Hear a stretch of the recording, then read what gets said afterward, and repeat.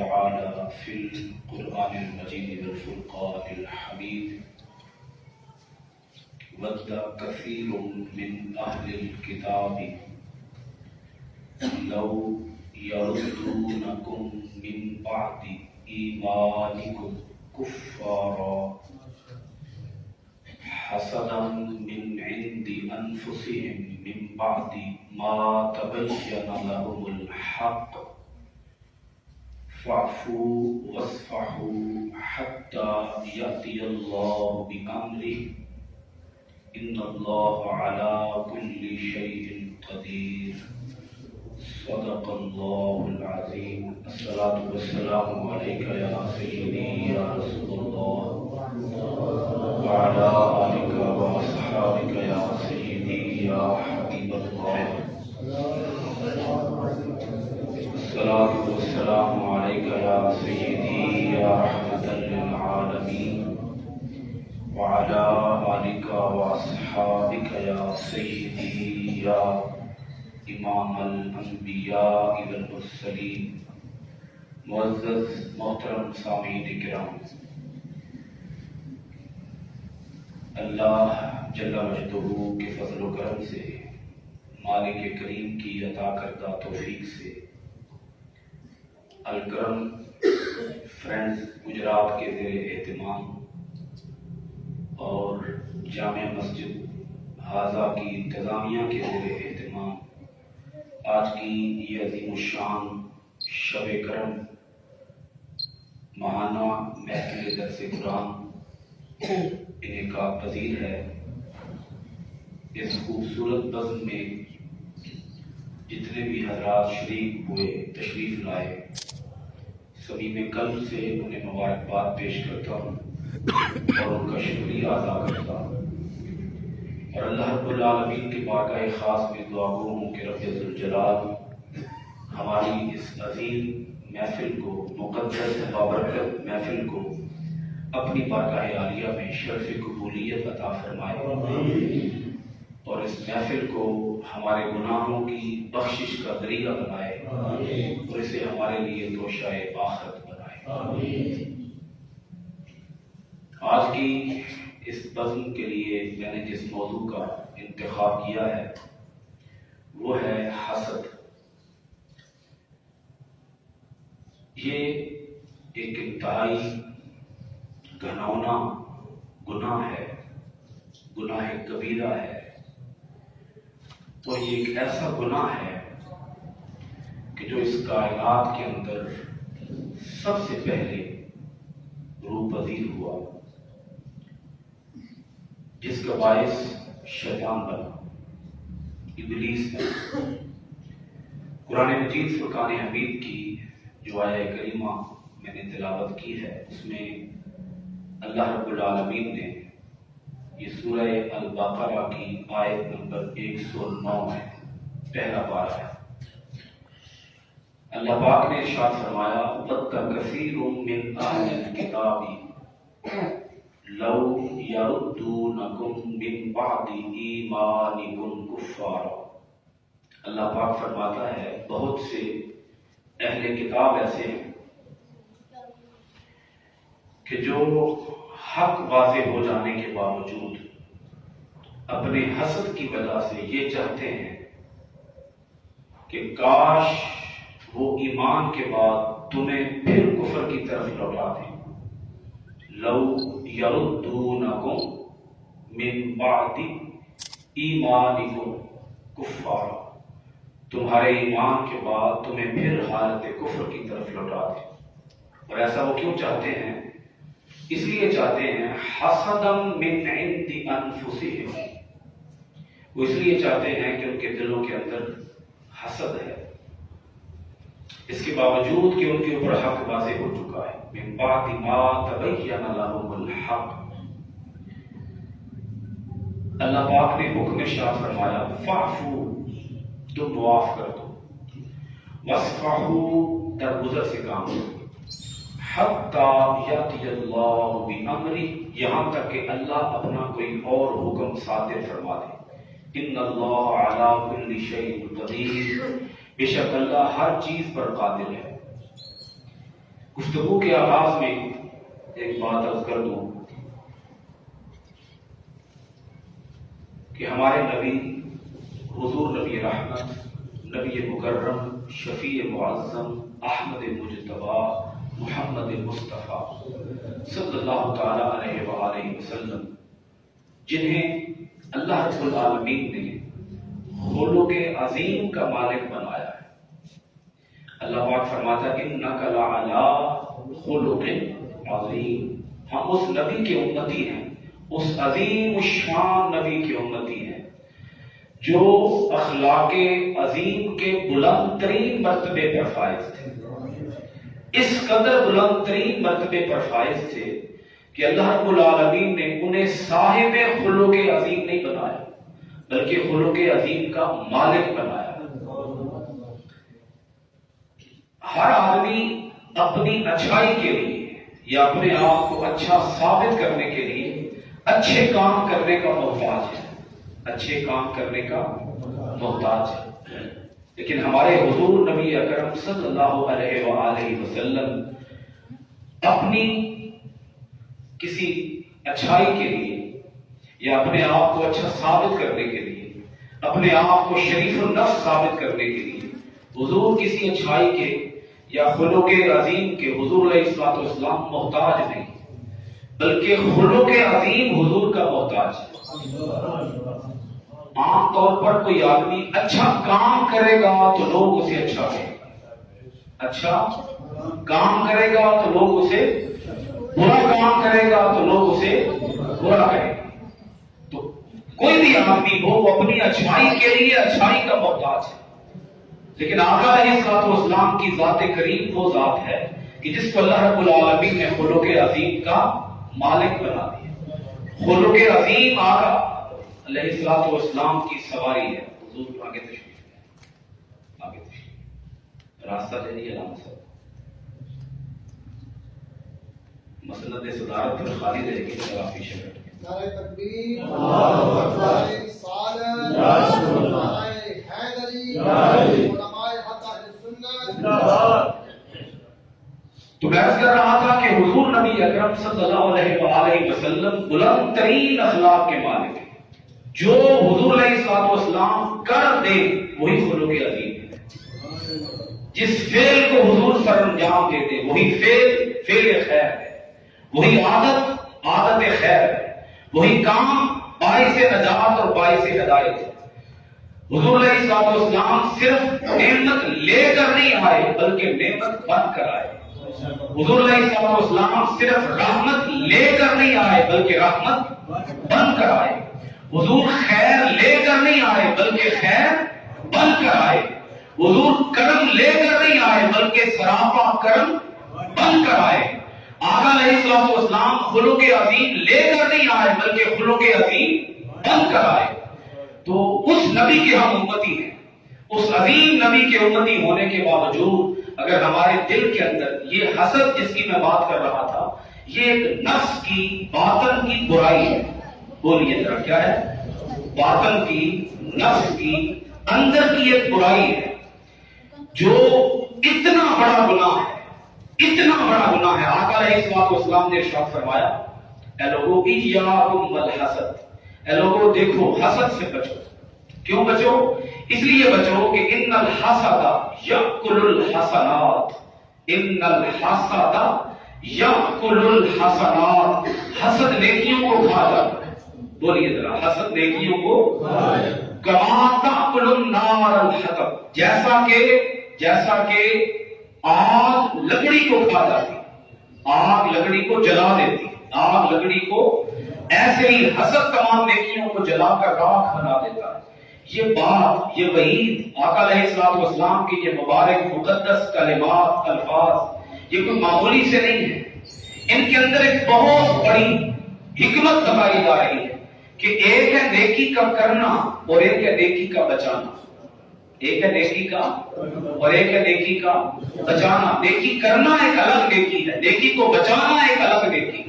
وہ لوگ جو غیبت میں مبتلا ہے، وہ لوگ جو حسد میں مبتلا ہے، وہ لوگ جو تکبر میں مبتلا ہے، وہ لوگ جو جھوٹ میں مبتلا ہے، وہ لوگ جو اور دیگر فواہش میں، برائیوں میں، کبائر میں مبتلا ہیں، یہ گناہ ایسے ہیں کہ جو نیکیوں کو کھا جائے۔ حسد ایک ایسا گناہ ہے۔ دو گناہوں کے بارے میں خاص طور پر عرض کروں گا، ایک تکبر اور ایک حسد۔ ایک تکبر اور ایک، یہ دونوں ایسے گناہ ہیں جو نیکیوں کو کھا جاتے ہیں۔ اللہ رب العالمین جو بڑا رحیم ہے، بڑا کریم ہے، اس قدر رحیم اور کریم ہے، وہ فرماتا ہے میری بارگاہ میں آؤ، صدق کے دل سے آؤ، سچے دل سے آؤ۔ اگر تم تائب ہو جاؤ اپنے گناہوں سے، توبہ کر لو، سچی توبہ کر لو، توبہ تم رجوع کر لو، تو میں کیا کروں گا؟ اللہ پاک فرماتا ہے تمہارے گناہوں کو نیکیوں میں تبدیل کروں۔ یبدل اللہ سیئاتہم حسنات، اللہ گناہوں کو نیکیوں میں بولیے تبدیل فرما دیتا۔ ارے وہ رب کہ جو نیکیوں، جو گناہوں کو نیکیوں میں بدلتا ہے، گناہوں کو نیکیوں میں بدلتا ہے، وہ رب جب اپنے بندے کے دل میں حسد دیکھتا ہے تو رب فرماتا ہے تیری نیکیوں کو آگ لگ گئی۔ وہ کریم رب، وہ رحیم رب، وہ ستار رب، وہ غفار رب، وہ رحمان رب، وہ رب جو اپنے بندے سے 70 ماؤں سے بھی زیادہ پیار کرتا ہے، وہ فرماتا ہے اے میرے بندے تیرے دل میں حسد آ گیا، تیرے دل میں تکبر آ گیا، اب نیکیوں کو کیا لگ گئی؟ بولیے ذرا، آگ لگ گئی۔ نیکیاں جل کر راکھ بن گئی، تیری نیکیاں راکھ کا ڈھیر بن گئی۔ ان نیکیوں پر تجھے کوئی اجر نہیں ملے گا، کوئی صلہ نہیں ملے گا۔ آپ تھوڑا اندازہ لگائیں، ایک طرف نیکیوں کے پہاڑ ہیں، خیر کثیر ہے، اعمال صالحہ کے پہاڑ ہیں۔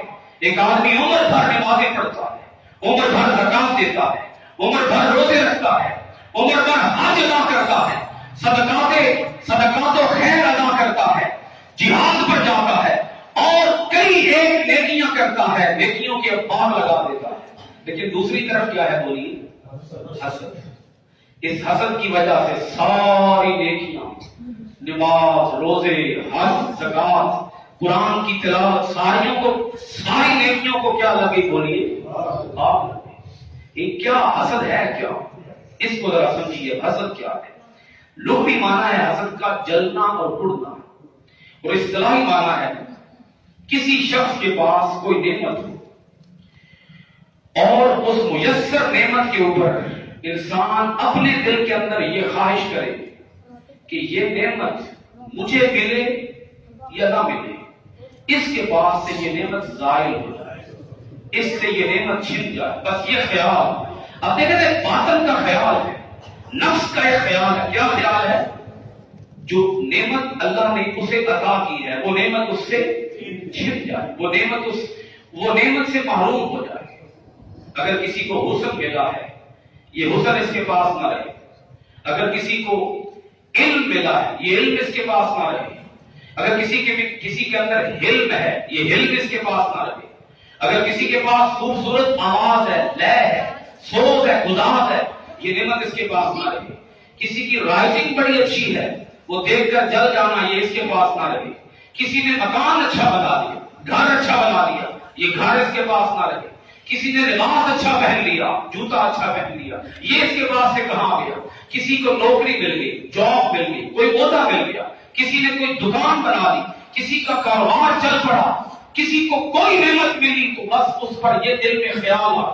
میں پھر لفظ دوہرا رہا ہوں، دل میں، بولیے ذرا، دل میں، بس دل میں خیال آ گیا۔ اس خیال کے آنے پر اللہ رب العالمین بولیے کیا کرے گا؟ نیکیوں کو جلا کر راکھ بنا دے۔ اب ایک اور حدیث پاک سنیے، آقا علیہ الصلوۃ والسلام نے ارشاد فرمایا کسی بندے کے دل میں احسان اور حسد جمع نہیں ہو سکتے۔ ایک اور حدیث پاک ہے، آقا علیہ الصلوۃ والسلام نے ارشاد فرمایا جب تک لوگ حسد نہیں کریں گے وہ خیریت سے رہیں گے۔ آپ سبحان اللہ نہیں کہیں گے؟ جی، جب تک لوگ حسد نہیں کریں گے لوگ کس سے رہیں گے؟ بولیے خیریت سے رہیں گے۔ یعنی اگر خیریت چاہیے گھروں میں، اپنے مکانوں میں، اپنے کاروبار میں، اپنی دکان میں، اگر تمہیں خیریت چاہیے تو آقا علیہ الصلوۃ والسلام کی یہ مبارک حدیث پلے باندھ دیجیے کہ اپنے دل سے حسد نکال دیجیے۔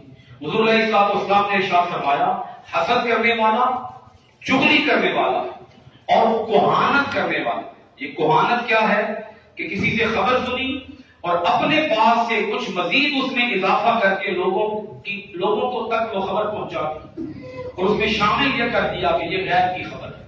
تو جھوٹی من گھڑت خبریں اڑانا. حسد کرنے والا، چغلی کرنے والا، کہانت کرنے والا. آقا علیہ الصلوۃ والسلام فرماتے ہیں میرے طریقے پر نہیں ہے. پڑھتا رہے نمازیں، رکھتا رہے روزے اور دیتا رہے زکات اور کرتا رہے حج. حضور نے فرما دیا صلی اللہ علیہ وآلہ وسلم نہ وہ میرے طریقے پر ہے اور نہ میں ایسے لوگوں کے طریقے پر. حضور علیہ الصلوۃ والسلام نے ارشاد فرمایا میں یہ نہیں کہتا کہ حسد بالوں کو مونڈتا ہے. آقا علیہ الصلوۃ والسلام نے فرمایا پہلی امتوں کی بعض بیماریاں تم میں سرایت کر گئی ہیں. ان میں سے ایک حسد ہے اور ایک بغض ہے. ایک حسد ہے اور ایک پہلی امتوں کی بعض بیماریاں تمہارے اندر آ گئی ہیں. تم ان بیماریوں میں مبتلا ہو گئے، حسد اور بغض. اور پھر حضور نے فرمایا بغض مونڈنے والا ہے. میں یہ نہیں کہتا کہ بغض بالوں کو مونڈتا ہے، لیکن وہ دین کو مونڈتا ہے، دین کو ختم کر کے رکھ دیتا ہے. ایسا شخص دین سے دور ہے جس کے دل میں حسد ہو اور جس کے دل میں بغض. ایسا شخص دین سے دور ہے. آؤ ایک اور بڑی پیاری ایمان افروز حدیث پاک سماعت. اللہ اکبر یا رسول اللہ یا علی. حضرت انس بن مالک راوی کا نام یاد رکھیے، بیان کرتے ہیں ایک دن ہم رسول اللہ صلی اللہ تعالی علیہ وآلہ وسلم کے پاس بیٹھے ہوئے تھے. آقا علیہ الصلوۃ والسلام نے ارشاد فرمایا ابھی تمہارے پاس اہل جنت میں سے ایک شخص آئے گا جس نے جنتی کی زیارت کرنی ہو. ایک شخص آنے والا ہے، ابھی آیا نہیں. حضور نے پہلے فرمایا ایک شخص آنے والا ہے، جب وہ آ جائے گا تو اس کی زیارت کرنا. میں تمہیں بشارت دے رہا ہوں، خوشخبری دے رہا ہوں، وہ شخص جنتی ہے.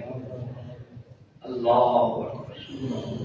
وہ کتنا خوش نصیب شخص ہے جس کے آنے سے پہلے آقا علیہ الصلوۃ والسلام نے اس کے جنتی ہونے کی بشارت صحابہ کرام کو سنا دی. مجلس حضور کی ہے، مجلس آقا کریم علیہ الصلوۃ والسلام کی ہے.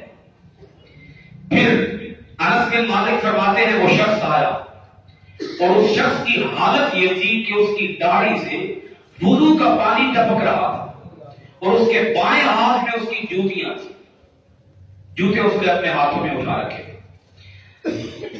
دوسرا دن آ گیا، حضور علیہ الصلوۃ والسلام نے پھر یہی فرمایا کہ ایک شخص آنے والا ہے جس نے جنتی کی زیارت کرنی ہو وہ اس شخص کی زیارت کر لے. انس بن مالک بیان کرتے ہیں پھر وہی شخص آیا. تیسرے دن آقا علیہ الصلوۃ والسلام نے پھر یہی فرمایا ایک شخص آنے والا ہے جس نے جنتی کی زیارت کرنی ہو وہ اس شخص کی زیارت کر لے. حضرت انس بن مالک کہتے ہیں ہم تکتے رہے، جب دیکھا تو پھر وہی شخص. یعنی 3 دن آقا علیہ الصلوۃ والسلام نے متواتر لگاتار ایک آدمی کے جنتی ہونے کی خوشخبری سنائی اور ایک آدمی کے جنتی ہونے کی، ایک ہی آدمی کے جنتی ہونے کی خبر حضور علیہ الصلوۃ والسلام نے ایک بار نہیں دی، 3 بار دی. 3 بار آقا علیہ الصلوۃ والسلام نے ایک شخص کے بارے میں ارشاد فرمایا کہ یہ جنتی ہے. اب جب یہ بات ہو گئی تو حضرت عبداللہ بن عمر رضی اللہ تعالی عنہ 3 دن تک اس شخص کے ساتھ رہے. کہا مجھے اپنے ساتھ رکھ لو، تم بڑے خوش نصیب ہو، میں تمہارے ساتھ رہنا چاہتا ہوں، تمہارے ساتھ. اور حضرت عبداللہ بن عمر کا ارادہ یہ تھا، نیت یہ تھی کہ جس کو آقا علیہ الصلوۃ والسلام نے 3 دن جنتی ہونے کی خوشخبری دی ہے میں اس کے معاملات تو دیکھوں وہ کرتا کیا ہے، میں اس کے کوئی عمل، کوئی خاص عمل کرتا ہوگا نا جس کی وجہ سے حضور علیہ الصلوۃ والسلام نے 3 دفعہ اس کو جنتی ہونے کی بشارت دی. اس کا عمل دیکھ سکوں وہ عمل کون سا ہے جس مخصوص عمل کی بنیاد پر اسے یہ شرف، یہ فضیلت، یہ بلندی اور یہ مرتبہ عطا کیا گیا. حضرت عبداللہ بن عمر کہتے ہیں میں 3 دن اس شخص کے ساتھ رہا اس کے معاملات دیکھتا رہا، جائزہ لیتا رہا، صبح و شام دیکھتا رہا، شب و روز دیکھتا رہا، اس کی صبح دیکھی، اس کی شامیں دیکھی، اس کی راتوں کا نظارہ کیا. لیکن عبداللہ بن عمر کہتے 3 دن اس کے ساتھ رہنے کے باوجود مجھے اس کا کوئی خاص عمل نظر نہیں آیا، کوئی خاص عمل نظر نہیں آیا سوائے اس ایک خاص عمل کے کہ وہ جب سوتا تھا تو اللہ کا نام لے کر سوتا تھا، صبح جب اٹھتا تھا تو سب سے پہلے اپنی زبان سے اللہ کہتا تھا. اس کے سوا اور مجھے کوئی خاص عمل نظر نہیں آیا، کوئی خاص عمل نظر نہیں آیا، کوئی اضافی عمل، کوئی ایکسٹرا عبادت، کوئی اضافی محنت، کوئی اضافی نوافل، کوئی اضافی قرآن کی تلاوت، کوئی خاص عمل نظر نہیں آیا.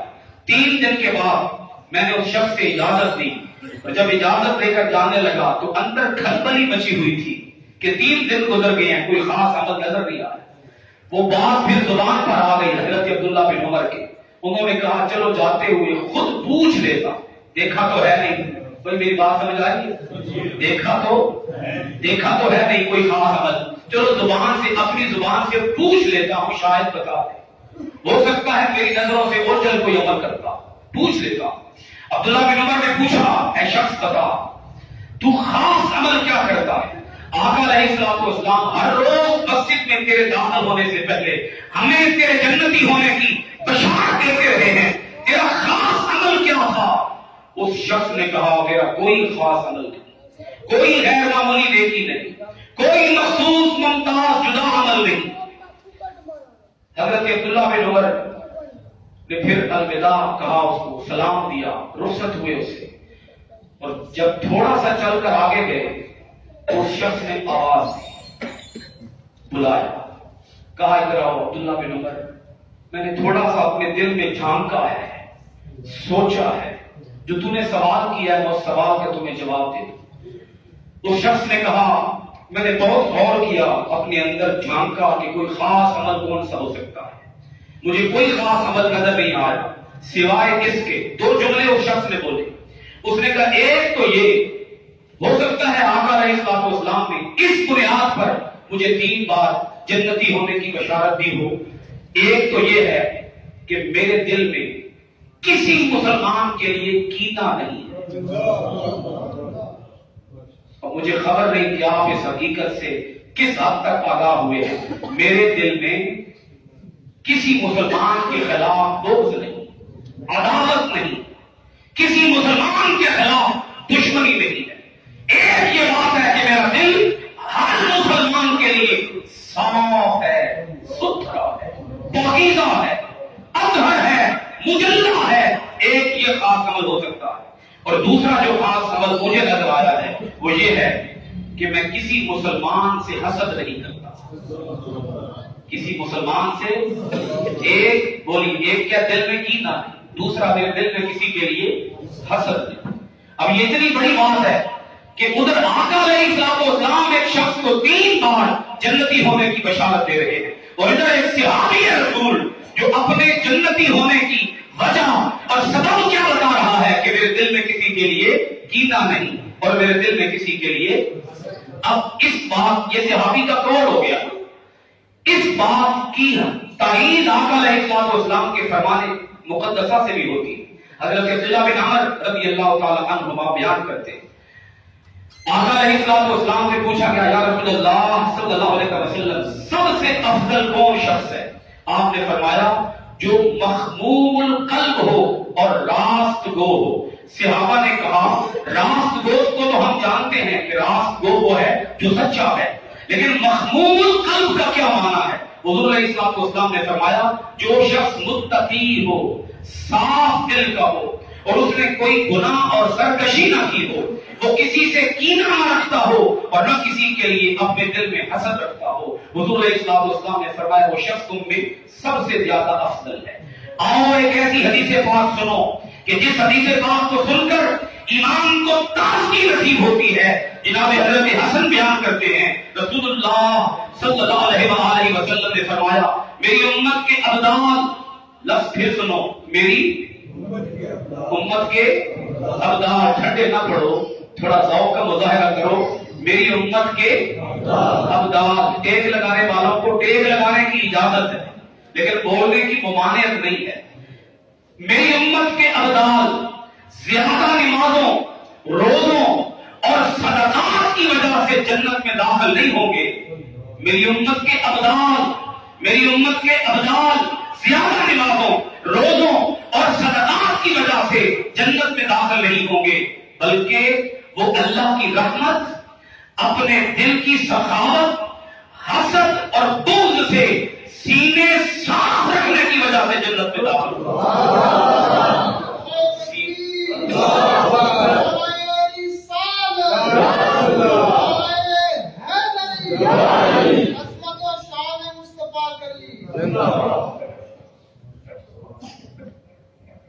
اللہ کی رحمت، نفس کی سخاوت، حسد اور بغض سے سینے صاف رکھنے کی وجہ سے جنت میں داخل ہوں گے.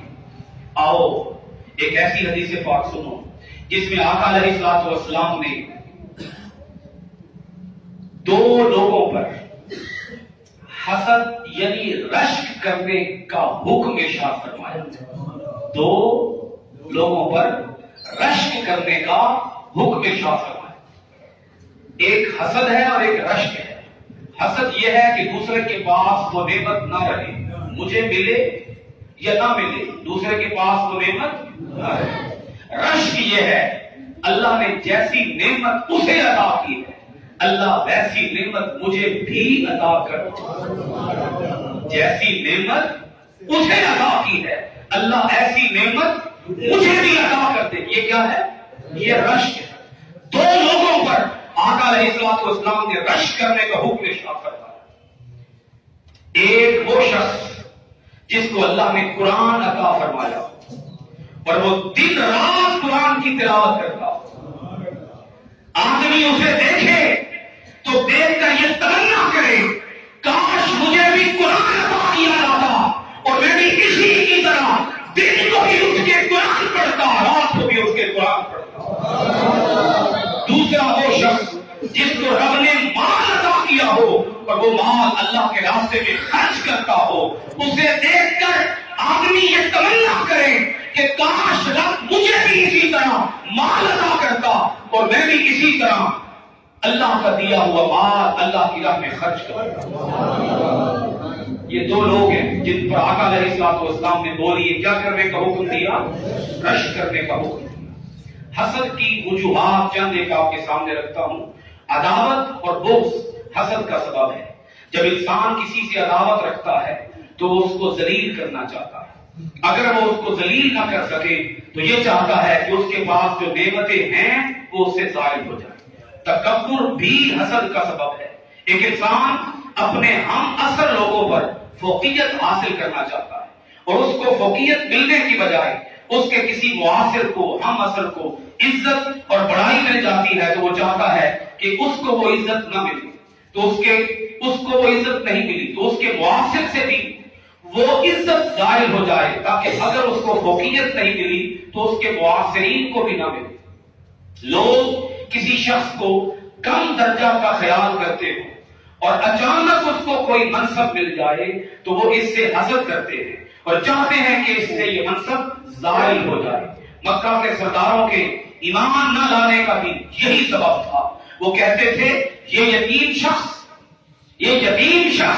ہم سے کیسے آگے بڑھ گیا اور ہم اس کے آگے اپنا سر کیسے جھکائیں، اس کی اطاعت کیسے کریں.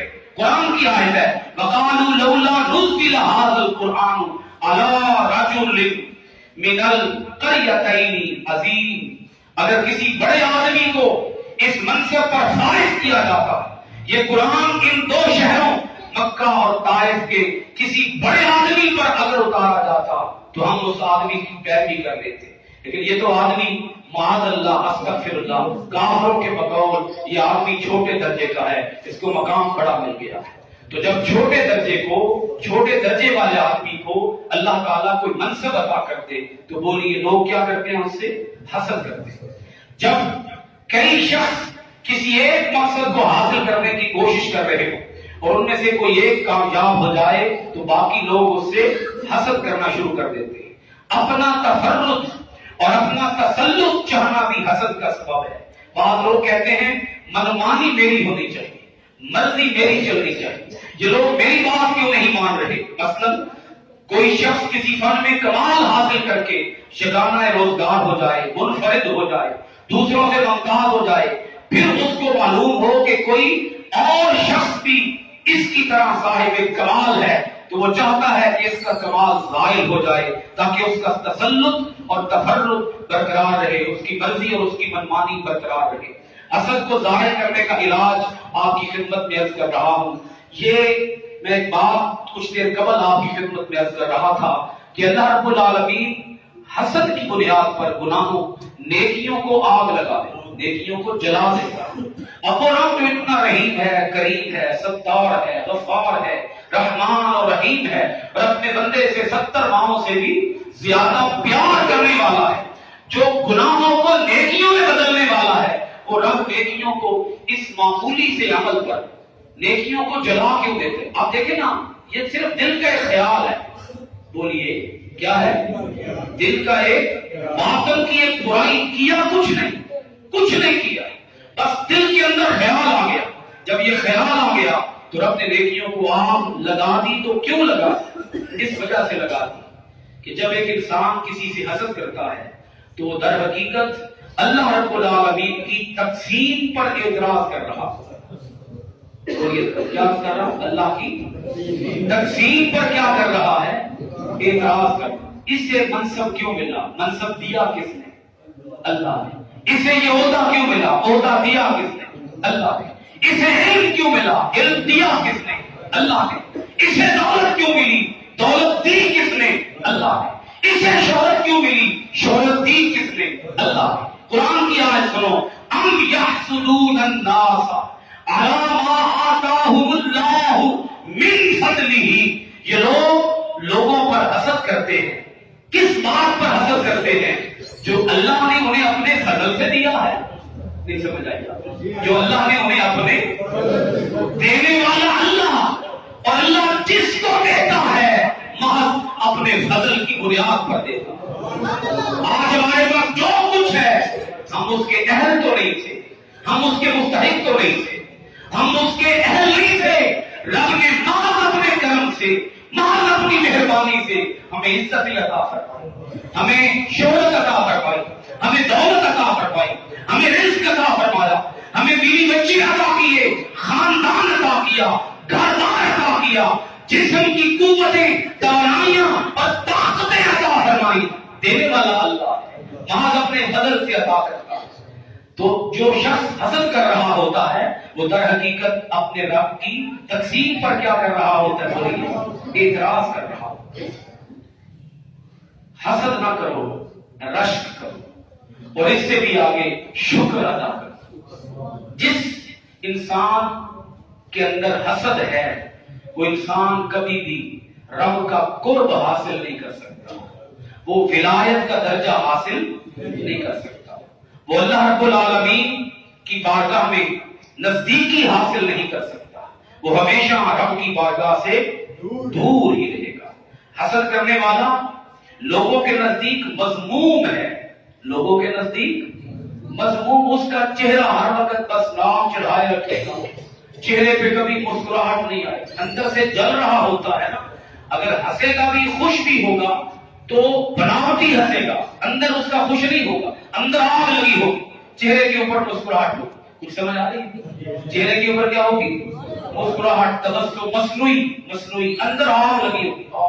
اس کو یہ نعمت مل کیسے گئی, اس کو یہ عزت مل کیسے گئی؟ عام طور پر جب لوگوں کے گھروں میں جاتے ہیں ان کے عالی شان زر پر گھر دیکھ کر لوگ جلنا شروع کر دیتے ہیں. انہوں نے گھر کیسے بنا دیا, انہوں نے یہ دولت کہاں سے حاصل کر دی, اس کے بیٹے کو یہ نوکری کہاں سے ملی. جب لوگ یہ اعتراض کرتے, یہ خیال اپنے دل میں لاتے ہیں تو اللہ رب العالمین ان لوگوں کو ملعون قرار دیتے ہیں. میں عرض کر رہا تھا حسد کرنے والا شخص لوگوں کے نزدیک مذموم ہے اور اللہ کے نزدیک ملعون ہے. حاسد ہمیشہ یہ تمنا کرتا ہے کہ جس سے وہ حسد کرتا ہے اس سے نعمت ظاہر ہو جائے. اگر وہ عالم ہے نا, عالم, اپنا مسئلہ بھی عرض کروں, عالم ہے تو جو عالم جس عالم سے حسد کرے گا وہ خیال ہر وقت دعا یہی کرتا رہے گا، اندر من کے اندر یہی چلتا رہے گا، کبھی یہ مسئلہ غلط بتا دے. کچھ سمجھ آ رہی ہے؟ یعنی ایک عالم دوسرے عالم سے جلتا ہے، اور جلنے کی بنیاد پر دل میں خواہش یہ ہے کہ کبھی اگلی لائن غلط بول دے گا تاکہ یہ لوگوں کی نظر میں گر جائے، اس کا مقام گر جائے، اس کا مرتبہ ختم ہو جائے، اسے غلطی ہو جائے، پکڑا جائے، کسی مصیبت کا شکار ہو جائے، لوگوں میں رسوا ہو جائے، سخت بیمار ہو جائے، یا سرے سے مر ہی جائے. اور جو شخص کسی کا برا چاہتا ہے اللہ اسے اس برائی میں مبتلا کر دیتا کہ تو لوگوں کا برا چاہتا ہے، تو میرے بندے کا برا چاہتا ہے، تو میرے بندے کے لیے نفع مانگنے کی بجائے اس کے لیے شر مانگتا ہے. یہ شر میں